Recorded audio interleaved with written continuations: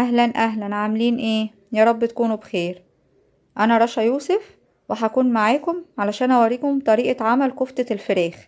اكلة كده سريعة عشان لو ما عندكش وقت. تعالوا نروح نشوفها. انا هنا معايا 4 وراك مخليين من الجلد والعظم ومتقطعين مكعبات ومغسولين. طبعا لو مش بتعرفي تخليها هتقولي للراجل بتاع الفراخ يخليها لك. هنحطها في الكبة وهنلفها نص لفة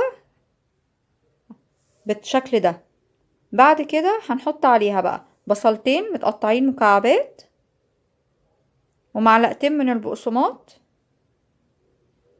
معلقة كبيرة من بهارات الفراخ، معلقة كبيرة ملح، معلقة كبيرة فلفل، واخر حاجة بيضة.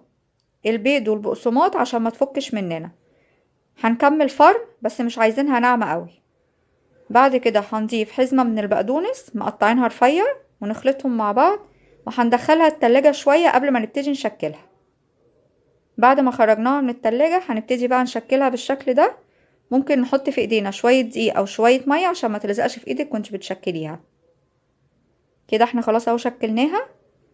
هنحطها بقى على البوتاجاز من فوق لمدة 10 دقايق كده تتشمع، وبعدين بندخلها الفرن.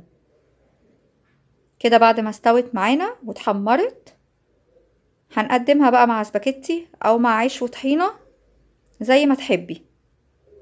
اتبسطت اني كنت معاكم. لو عجبكم الفيديو اعملوا له لايك